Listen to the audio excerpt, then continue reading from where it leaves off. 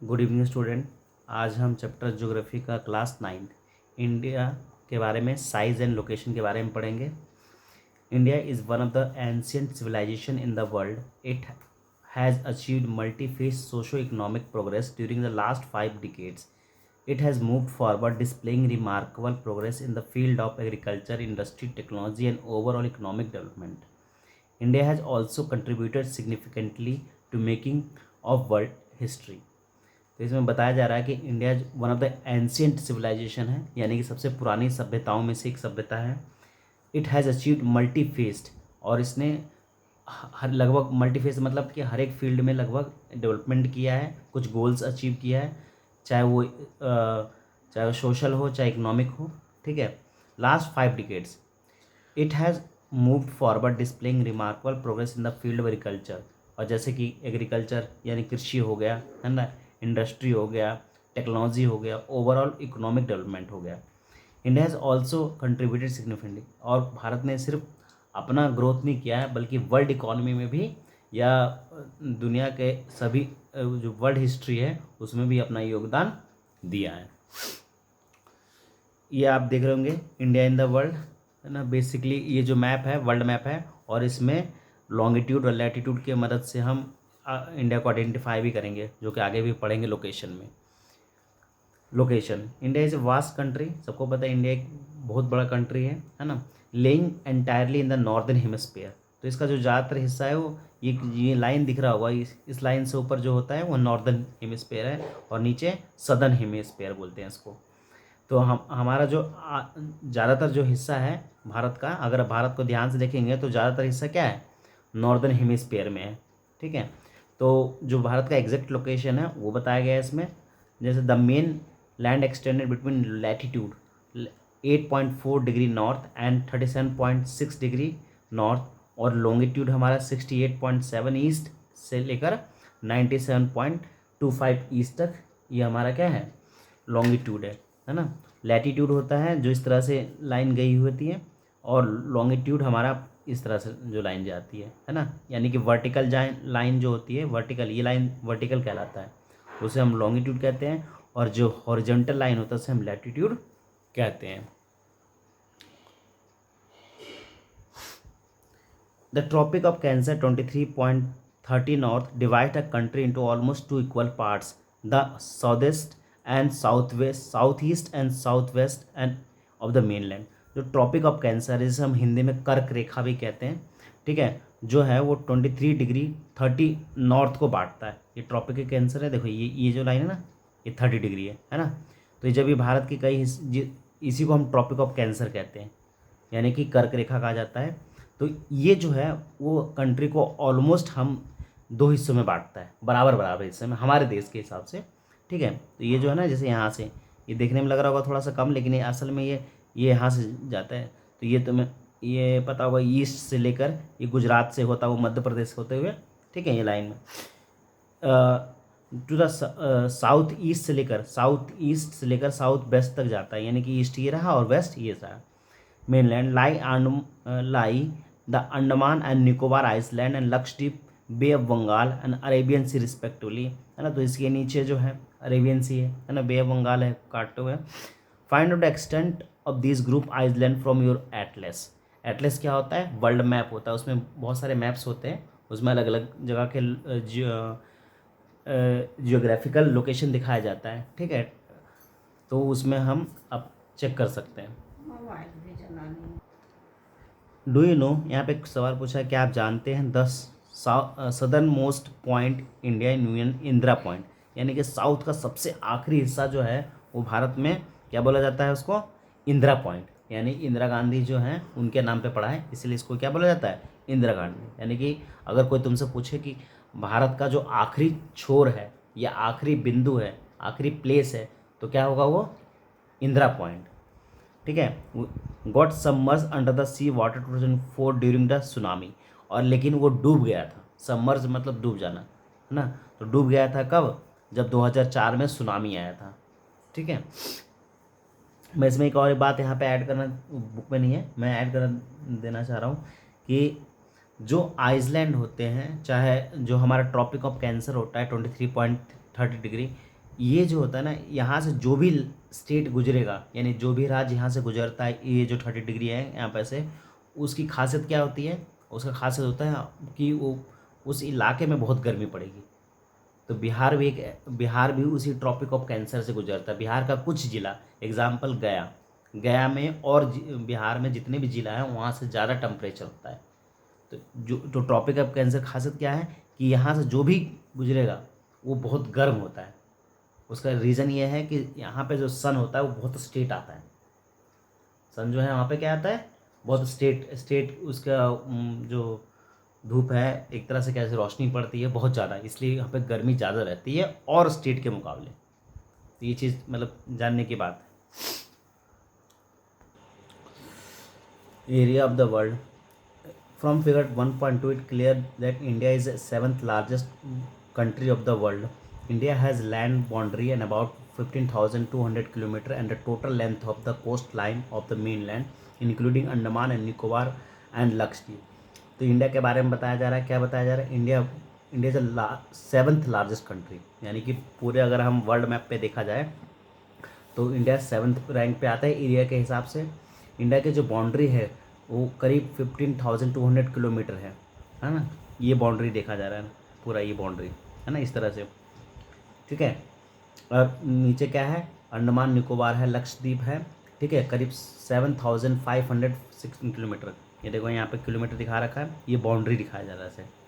ये पूरा coast line का बाउंड्री है, जैसे हम क्या बोलते हैं कोस्ट लाइन, हिंदी में बोलते हैं समुद्री तट, तट मतलब किनारा, ठीक है। India is bounded by young fold mountains and in north west. तो जो यहाँ पे होता है ना नॉर्थ ये पूरा इलाका है, ये पूरा इलाका यहाँ से ऊपर क्या है, पूरा नॉर्थ है। ये जो मैंने बताया था कर्क रेखा जो गुजरती है, जो डिस्ट्रीब्यूट कर रही है, तो ऊपर जो इलाका है वो नॉर्थ, यहाँ पे ज़्यादातर क्या है फोल्डेड माउंटेन्स है। फोल्डेड माउंटेन्स क्या होता है? ज़्यादा ऊंचे नहीं है। फोल्डेड माउंटेन क्या होता है? ज़्यादा ऊंचे नहीं होते, नीचे नीचे होता है, लेकिन देखने में तो लगता है नीचे है, ऐसे बहुत हाइट होती है, ठीक है। North and the north east south about 22 degree north latitude it begins tapper and extended toward Indian ocean. तो क्या हो रहा है, यहाँ पे जो पहाड़ है ना ये बहुत ऊंचे ऊंचे हैं इस साइड में, है ना, यहाँ पे, लेकिन यहाँ से ये टैपर की तरह, मतलब इस तरह से स्लाइड्स की तरह इस तरह से चला जाता है, ठीक है। मतलब ये बता रहा है पहाड़, तो ये शेप जो बनता है इंडिया का, ये किसकी वजह से बनता है? ये फोल्डेड माउंटेन की वजह से बन रहा है। इसी वजह से ये ऐसे बनाया नहीं जाता, ये माउंटेन्स है ऐसे, इसी वजह से ये ऐसा शो होता है। जब अगर हम सेटेलाइट से देखेंगे तो इस तरह से ये साफ नज़र आएगा। तो ये धीरे धीरे ऊपर तो ऊंचा है और नीचे धीरे धीरे ये फोल्ड होते हुए फिर ये टैपर की तरह एक सीधी लाइन बना लेती है, ठीक है। Begins taper and extended toward the Indian Ocean dividing into two seas, Arabian Seas and West Bay of Bengal। और यहाँ पे देखोगे एक ये रास्ता सा बनाता है, इसमें मैप पे इतना शो नहीं होता है, यहाँ से दो हिस्सों में कटता है और यही वे ऑफ बंगाल बनाता है। और फिर ये अरेबियन सी, यहाँ से सारा पानी, यानी कि जो यहाँ का पानी है या तो यहाँ से एंटर भी करता है या तो यहाँ से बाहर निकलता है। पहाड़ से जितना भी बारिश होती है ना, ये पानी पूरा कहाँ है, यहाँ पे ये निकलता है। ये देखो एक रास्ता दिख रहा है, ये ऐसे करके ऐसे एक रास्ता, यहाँ से बे ऑफ बंगाल में सारा पानी गिरता है। और अगर बाढ़ भी आता है तो यहाँ से पानी एंट्री करता है, क्योंकि उल्टा भी होगा, क्योंकि अगर लेवल कम होगा इधर का लेवल कम हो तो इधर का पानी इधर जाएगा और ऊपर से जो बारिश आता है पानी इधर आता है, ठीक है। Look at the 1.3 note that latitudinal and longitudinal extent of mainland about 30 degree. Despite of this fact, east west extent appears smaller than the north south. तो बोला डिस्पाइट ऑफ ये जानकारी के बाद भी जो हमारा ईस्ट वेस्ट है एक्सटेंड अपीयर भी smaller than the north south. तो ये जो इलाका है ये फिर भी छोटा दिखता है, जबकि एक्सटेंशन बहुत ज़्यादा है, बहुत लंबा बाउंड्री है इसका, है ना। उसके बाद भी ये इलाका छोटा है, जबकि नॉर्थ वाला क्या इलाका है, बहुत बड़ा है, ठीक है। तो ये डाटा दिया हुआ है कि दिया हुआ है 7 largest country in the world. सबसे देखो सबसे बड़ा रसिया है, एरिया के हिसाब से square area in square kilometre है ना। तो कितना है 17.09 किलोमीटर है। कनाडा का 9.8, यूएसए फिर है, उसके बाद फिर चाइना है, फिर ब्राज़ील है, फिर ऑस्ट्रेलिया है और फिर इंडिया। तो इंडिया इस तरह से एरिया के हिसाब से 7 largest country in the world है। तो अगर हम इस मैप को देखेंगे तो इसमें मैं कुछ समझा देता हूँ। देखो लोकेशन के लिए बहुत ज़रूरी है कि डिग्री का पता होना चाहिए। नहीं तो एग्जांपल जैसे हमें पता है यहाँ तक तो इंडिया है, लेकिन किसी को कैसे पता चलेगा कि ये बॉर्डर यहाँ पे आ गया। तो आर्मी वाले जो होते हैं या कोई भी पर्सन होता है जो डिस्कवर करता है, किसी चीज़ की खोज करता है, एडवेंचरस जो एडवेंचर पे जाता है, कैसे पता चलता है कि लोकेशन उसकी क्या है? वहाँ पे तो लिखा नहीं रहता हर जगह। मतलब मान लें कहीं रोड होगा तो लिखा रहेगा कि ये इंडिया है, चाहे ये चाइना है ना, चाइना का इलाका है, चाहे इधर पाकिस्तान है। तो कैसे पता चलता है? तो वो पता चलता है हमें लॉन्गिट्यूड और लैटीट्यूड से। और हमारा जो मोबाइल सिस्टम है वो इसी पे काम करता है। जीपीएस में क्या होता है, एक लाइन ड्रॉ करता है, एक ये हो गया लॉन्गिट्यूड और एक लैटीट्यूड। जब दो लाइन ड्रॉ करता है तो आपस में एक इंटरसेक्शन पॉइंट बनता है। उस इंटरसेक्शन पॉइंट से हम किसी भी इलाके का लोकेशन निकाल सकते हैं। तो इसलिए ये डिग्री पढ़ना बहुत ज़रूरी है, इसकी जानकारी बहुत ज़रूरी है ना। जैसे एग्जांपल एक और मैं देता हूँ, जिस लोगों का तुमने देखा होगा, पुलिस वाले जब कोई क्राइम करता है तो उसी इलाके को पता करते हैं मोबाइल कहाँ से आया। तो मान लीजिए वो कैसे करते हैं, तो ये देखो बॉक्स है एक, इस बॉक्स में एक लाइन ग्रीडिंग होगा ऐसे करके बहुत सारा, और फिर इधर से भी होगा, फिर एक लोकेशन निकलेगा कि यहाँ से ये फ़ोन आया था, ये पर्सन यहाँ पे छुपा हुआ है। इस तरह से लैटीट्यूड और लॉन्गिट्यूड की मदद से हम किसी भी जगह का डायरेक्शन निकाल पाते हैं। इसी लैटीट्यूड और लॉन्गिट्यूड के बेस पे हमारा गूगल मैप काम करता है और लोकेशन ईजिली बता देता है। ठीक है, तो ये बहुत इम्पॉर्टेंट चीज़ है। दूसरी बात, अगर ये मैप देख रहे होगे, जो इंडिया का मैप है, ये बताया गया यानी कि भारत के नॉर्थ से लेकर साउथ तक जो किलोमीटर है 3214 किलोमीटर है, दूरी है ये। अगर हम ईस्ट से वेस्ट की तरफ चले तो वो है 2933 किलोमीटर। ये क्वेश्चन के हिसाब से पेपर में एमसीक्यू की पूछा जाता है कि जो भारत का डिस्टेंस है, ये दूरी है, वो हमारा ईस्ट से वेस्ट कितना है और नॉर्थ से साउथ कितना है। दूसरा और क्या सवाल हो सकता है, कितने डिग्री पे है? तो हमें पता है कि 37 नॉर्थ से लेकर साउथ तक 37 डिग्री 6 है नॉर्थ है, और 8 डिग्री 4 क्या है, साउथ है। ये साउथ है और ये नॉर्थ है। ठीक है, उसी तरह से ईस्ट है ये और ये वेस्ट है। तो ये हमारा ज्योग्राफिकल कंडीशन है हमारे देश की, डिस्टेंस हो गया है ना। ठीक है, देखो यहाँ पे लिखा हुआ है ट्रॉपिक ऑफ कैंसर। अब इस इलाके से जो भी गुजरेगा, भारत का जो भी इलाका गुजरेगा, वो क्या मैंने बताया था कि वो गर्म होता है कंपेरिजन टू अदर स्टेट या अदर डिस्ट्रिक्ट। दूसरा स्टैंडर्ड मेरिडियन है ये मेरिडियन पॉइंट है ना, जैसे यूपी में एक जगह पड़ता है, वहाँ से हम टाइम लेते हैं। ठीक है, हमारे देश में 2 टाइम जोन चलता है, एक कोलकाता, एक कोलकाता और चेन्नई। ठीक है, चेन्नई से ये 2 टाइम जोन है, 5:30 GMT कहते हैं इसको। ठीक है, 5:30 GMT। ठीक है, तो ये GMT यहीं से लिया जाता है लोकेशन। ठीक है, वहाँ मतलब वहाँ पे जो टाइम होगा वो पूरे भारत का टाइम सेम होता है। वो ऐसा इस अब तुम मतलब सवाल हो सकता है मन में कि वहीं से क्यों लेते हैं ऐसा। ऐसा इसलिए लेते हैं क्योंकि वहाँ से जो टाइम होता है ना, वो लगभग हमारे देश में सब सेम टाइम उतना ही बचता है, इसीलिए वहाँ से पॉइंट लिया गया है कि वहाँ का जो टाइम होगा वो, जैसे मान लीजिए कहीं 7 बजे क्या होता है, उजाला हो जाता है एग्जाम्पल मॉर्निंग में, कहीं 7 बजे धीरे थोड़ा सा ही सूर्य निकलता है ना, ऐसा होता है। तो वो ज्योग्राफिकल कंडीशन से, लेकिन टाइमिंग सब जगह का एक ही रहेगा, है ना। तो लगभग एक ही जैसा रहता है। जैसे कि हम सबको पता है हम ईस्ट में रहते हैं, बिहार ईस्ट में है, तो यहाँ पे सूरज जल्दी उग जाता है, धूप जल्दी निकल जाती है ना, और शाम क्या होता है, जल्दी हो जाता है ना। तो वही चीज़ अगर नॉर्थ की बात करें तो नॉर्थ में यहाँ से सन ईस्ट में निकलेगा, है ना, सबको पता सन तो ईस्ट में निकलता है। तो ईस्ट में निकलेगा तो यहाँ पे क्या होगा, यहाँ पे शाम लेट होगा, और इस साइड क्या होगा, शाम क्या होगा, लेट होगा, है ना। क्योंकि छुपने में जब ये ईस्ट से निकलेगा वेस्ट में छुपेगा, तो छुपने में टाइम लगेगा ना, तो सूरज तो सब यहाँ पर आ जाएगा, तो यहाँ पे नेचुरली है क्या रहेगा, उजाला रहेगा, और यहाँ पे क्या हो जाएगा, अंधेरा। ठीक है, तो इंडिया एंड द वर्ल्ड। अब भारत और दुनिया के बारे में, the Indian land mass has central location between east and west Asia. देखो, अगर वर्ल्ड मैप में देखा जाए तो ईस्ट एशिया और वेस्ट एशिया के बीच में आता है। India is the southward extension of Asian continent. अगर कॉन्टिनेंट के हिसाब से, महाद्वीप के हिसाब से देखा जाए तो इंडिया किस में आता है, साउथ में आता है। ठीक है। The trans Indians ocean routes which is connect to countries Europe to west and country east Asia. जो इंडियन रूट्स है ना, ये रूट्स है, ठीक है, ये एशिया से कनेक्ट होते हैं, इस साइड से, है ना, हम लोग इधर से जाते हैं। ठीक है। Note that the Deccan Peninsula protrudes into the Indian Ocean, thus help India establish close contact with the West Asia and Africa, Europe and Western coast and Southeast Asia from the eastern coast। बोल रहा है कि इसमें ध्यान से अगर पढ़ेंगे इसको, thus helping India establish close contact, India आसानी से यहाँ से क्लोज कॉन्टैक्ट बना सकता है। कहाँ, वेस्ट एशिया या अफ्रीका से। यूरोप जाने के लिए इंडिया इधर से इस्तेमाल करता है, मतलब दो अलग अलग लोकेशन है। यूरोप से जल्दी इधर पड़ेगा, क्योंकि अगर हम वर्ल्ड मैप में देखें, है ना, तो वर्ल्ड मैप में एशिया इधर है, इधर जल्दी जाना होगा तो वे ऑफ बंगाल से जाएंगे। अगर यूरोप की तरफ जाना हो तो हमें इस अरेबियन सी से होकर जल्दी जाएंगे, है ना। तो ये हमारा जो एशिया है ना, एशिया के साउथ पार्ट हम लोग पढ़ते जा रहे थे। सेंटर हमारा रीजन जो है एशिया जो ये महाद्वीप है उसमें भारत साउथ में आता है। ठीक है, ये बात समझ में आ गया। और दूसरी बात, अगर हमें अफ्रीका को कांटेक्ट करना है तो अरेबियन सी से जाएंगे, है ना। अगर एशिया के साउथ में जाना है, एशिया के साउथ में जाना है तो हम, या एशिया के ईस्ट में जाना है तो हम वे ऑफ बंगाल का यूज़ करते हैं।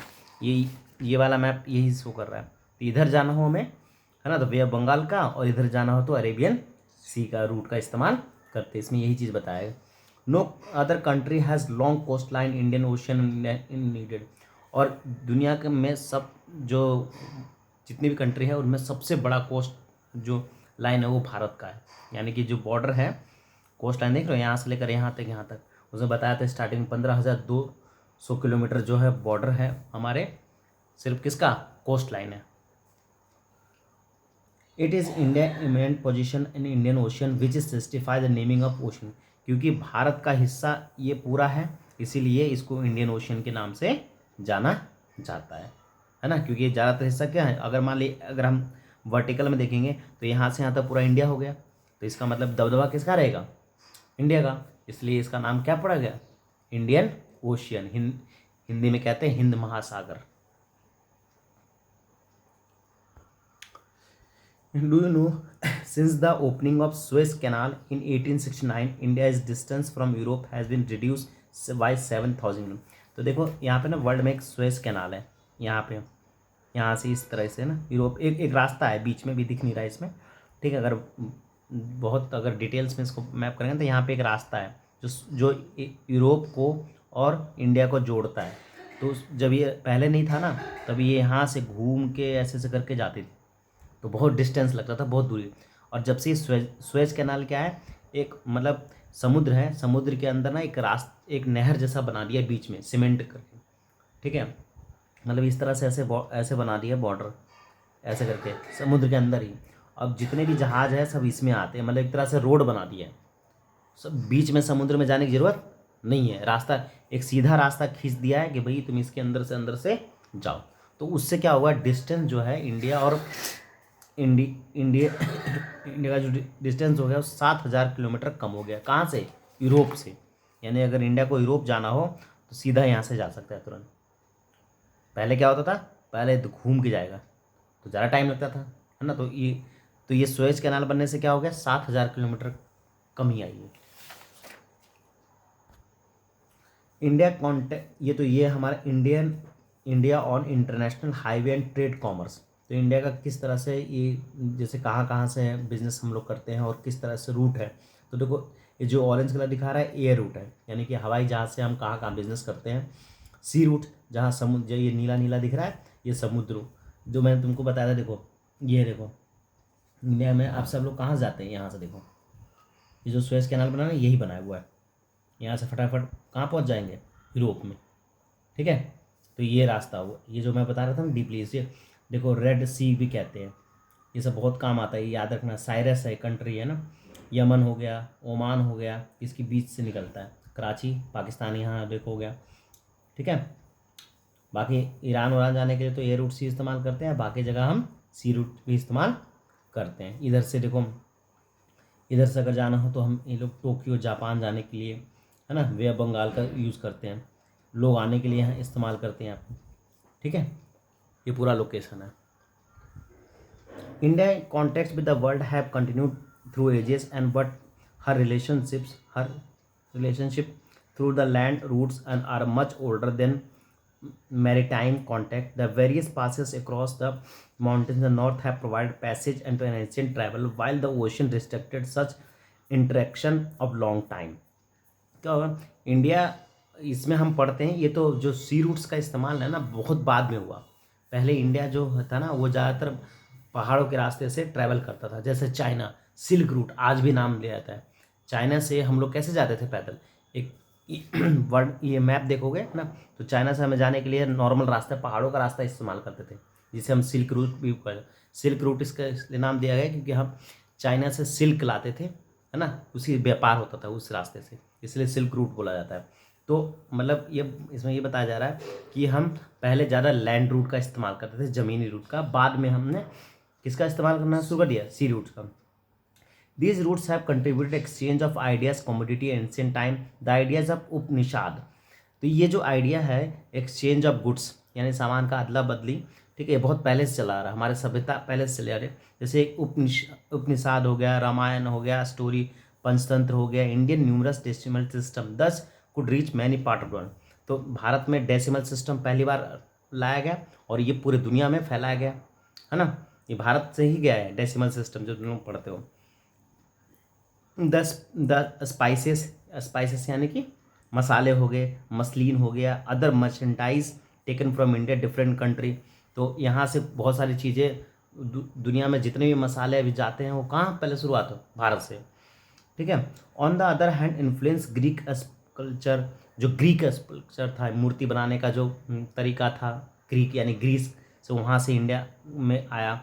आर्किटेक्चर स्टाइल आया, डोम्स आया। डोम्स क्या होता है, मस्जिद के ऊपर देखो ऐसे बना होता है गोल सा गुम्बद टाइप, उसे हम डोम्स कहते हैं, वो आया। मिनरेट्स आया। West Asia can see different parts of country, मतलब कहने का मतलब ट्रैवल करने से एक जगह के दूसरे से गुड्स भी आया, वहाँ की संस्कृति भी आई, है ना, वहाँ का पहनावा भी आया। ये सारी चीज़ें आपस में एक्सचेंज अभी से नहीं, हमारी पुरानी सभ्यताओं से भी होता है, जिसमें हम उपनिषद में भी पढ़ सकते हैं। उपनिषद एक बुक है, उसमें पढ़ सकते हैं। रामायण के बारे में हम पता कर सकते हैं, श्रीलंका गए थे भगवान, है ना।